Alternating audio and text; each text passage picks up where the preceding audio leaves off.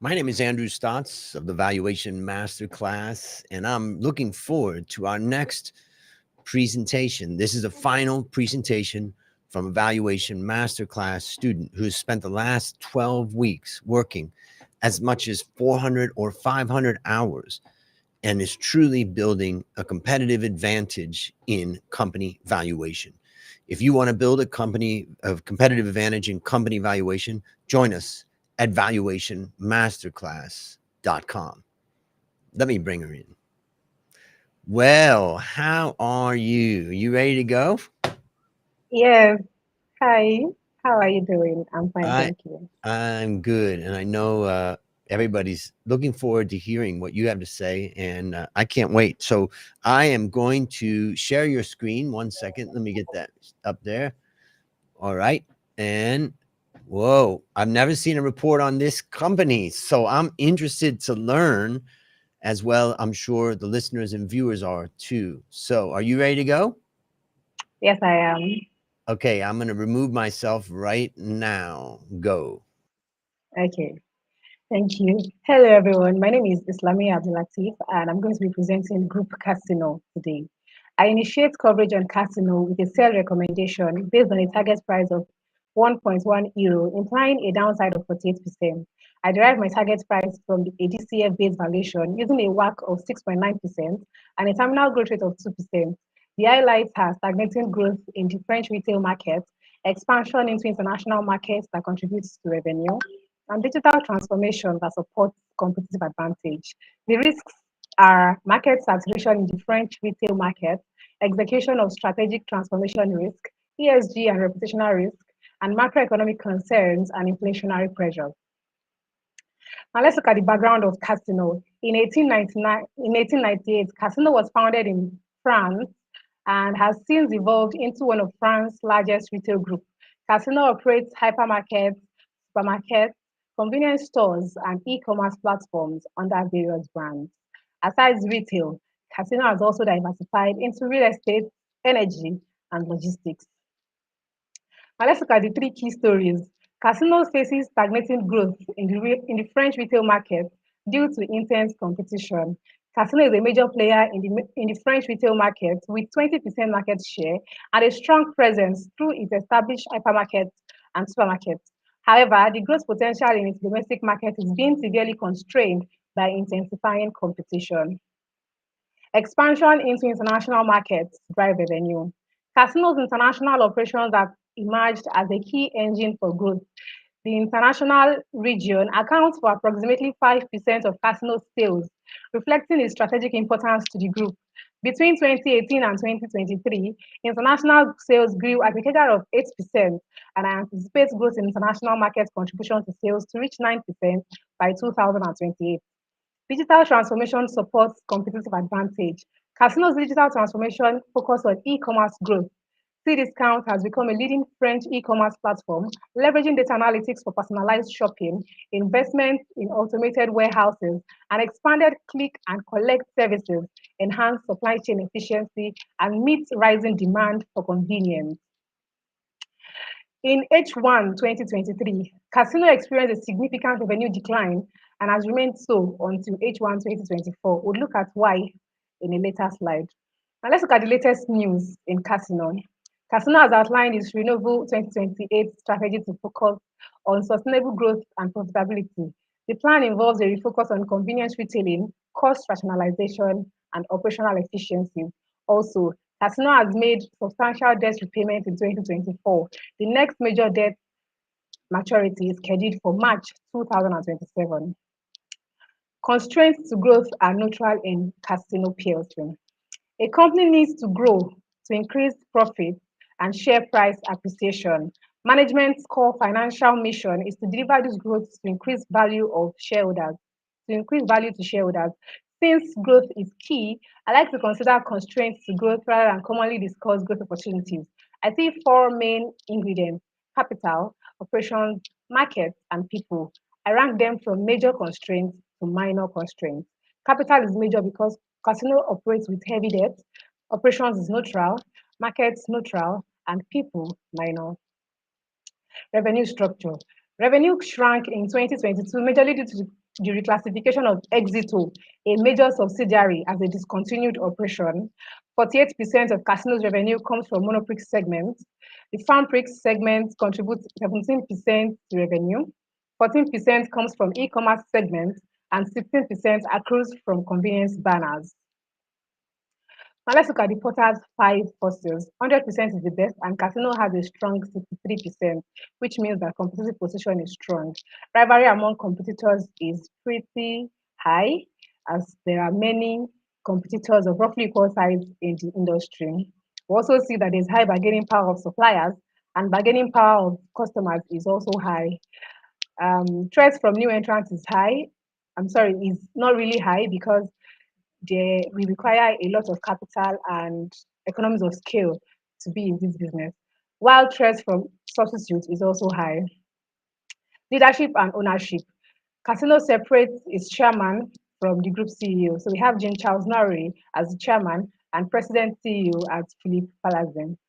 41% of Casino's shares are owned by non-institutional ownership, and 59% is institutional ownership. Now let's look at the world-class benchmarking. I try to compare Casino with 600 large consumer staples company worldwide, and profitable growth ranked in the bottom 10% among 600 large consumer staples in 2019 and 2021. Profitability has ranked in the bottom 10 for the entire period. Also, very weak expense control has been an headwind in profitability contribution. Sales growth ranked bottom 10% throughout, and expense direction has been volatile in the considered period. For global benchmarking, profitability has been performing in its worst percentile. Growth fell significantly after performing at its best. Asset utilization is stable near the bottom. Net margin is consistent at the bottom. And sales growth has also remained at the bottom. Net margin change has consistently been falling behind. Now let's look at the ESG analysis. Overall ESG score for Casino is 53%, with environmental contributing 40%, social 80%, and governance 40%. The company has implemented various measures to minimize its environmental footprint and reduce resource consumption. Casino has also been accused of not implementing sufficient policies to prevent environmental and social issues within its supply chain in a lawsuit. Casino has a human rights policy embedded in its ethical and CSR practices. It also has policies to promote fair competition and ethical business practices aligned with global compliance standards. 42% of directors are independent, which is in line with the legal minimum and above the 35% average in France. The company has faced some significant scrutiny in recent years related to insider dealings and accounting controversies, although the controversies are still in the preliminary stages. Now we have there my forecast for revenue. You see that revenue, I forecast revenue to continue to reduce up until 2027 when it will pick up again, majorly due to rising international contribution. Then we have here the balance sheet asset side. We also have the liabilities and equity asset side of the balance sheet. And we also have the cash flow statement. Here, the ratios, and the free cash flow data. On the forward 2025 PB multiple, Casino is trading at a negative compared to consumer staples sector in France, Asia ex Japan, and the global market. On forward 2025 PE multiple, Casino trades lower than its peers as well in the consumer staples sector in France, Asia ex Japan, and the world. I assume a risk-free rate of 1.3% and a market equity risk premium for the French market of 7%. Casino has been a high beta stock, so I assume a beta of 1.05, which is in line with its previous averages, resulting in a cost of equity of 8.7%. I use a terminal growth rate of 2% and free cash flow to the firm because Casino is matured and may issue or repay debt regularly. In my sensitivity analysis on the next page, the optimistic case assumes a gross margin of 30.3%, as resulting in a target price of 1.2 euro. Conversely, in the pessimistic case, the gross margin is assumed to be 26.3%, yielding a value of 1.1 euro per share. Here's the sensitivity analysis. Now, the main risk in the French The main risk is saturation is in French retail market. Casino's heavy reliance on the French retail market, which is already highly competitive and saturated, limits its growth potential. Execution of strategic transformation risk. The Renewable 2028 strategy involves significant operational and cultural changes, including large-scale capital expenditures and stock reconfigurations. ESG and reputational risk. As consumers and investors increasingly prioritize sustainability, Casino faces pressure to meet environmental, social, and governance expectations.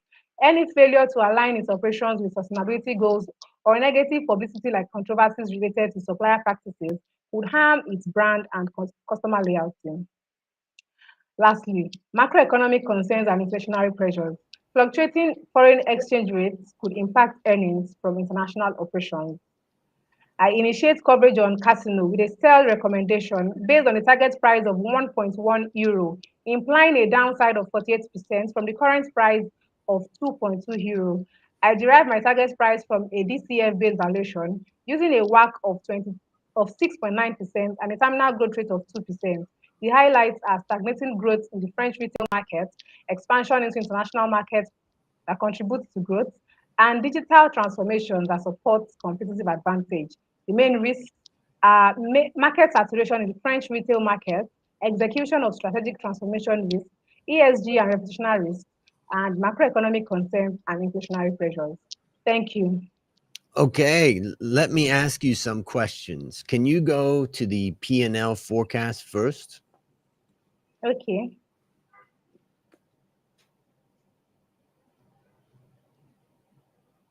Here. Okay. So, can you describe what happened? You already mentioned it, but I was a little bit surprised about the drop in revenue. Like all of a sudden, it became not a going concern for the subsidiary they had. Can you explain a little bit more about that? So basically, when the 2022 reports were released, the revenue was not this low. So this 9,655 was a restated figure. I believe that it's an adjusting event that happened after reporting period. That was why it was restated to about 10 million in 2023 annual report. However, the main reason why this happened was because there was a discontinued operation of a major subsidiary in France. And also, of course, while it might not be major, we see that there is reduction in patronage with consumer behaviors changing, and this also contributed to this reduction. Also, as the company has diversified into real estate market, we see that the um, demand for real estate, the market demand for real estate is falling in France. So yeah, basically. So if I look at the SG&A, it was 6424, then it came down to 2434. It seems like the success of this company going forward is going to have to do with cutting the SG&A, I'm guessing. Can you go to the ratio page? Yeah. Okay, let me just look at this for a second. So in fact, their gross profit margin is relatively strong, let's say at 25 up to Yes, I think. 28.5. Uh, and but their operating profit, operating margin or EBIT margin is negative, and it still is negative in the June numbers that they put out.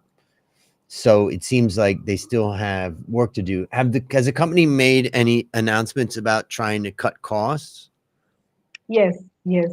And in fact, the Renewable 2028 strategy will be has incorporated strategic plans to ensure that cost is reduced and operational efficiency is increased.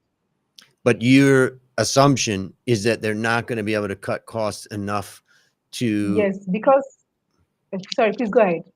Uh, so the idea is that they're not going to be able to cut costs enough to get to net profit in the next 4 or 5 years. Yes, because their plan is to begin to effect in 2028. And my forecast. Okay.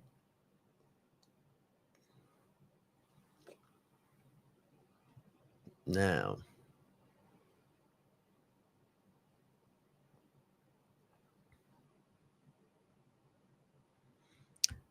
seems like we have some technical difficulty here. So let's hope that Islamia comes back.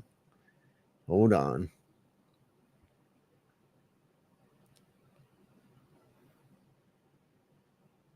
So it's an interesting situation Hello, of this Andrew. company. Yes. Sorry, I lost you for a while. Yeah. So how does it feel to graduate from Valuation Masterclass?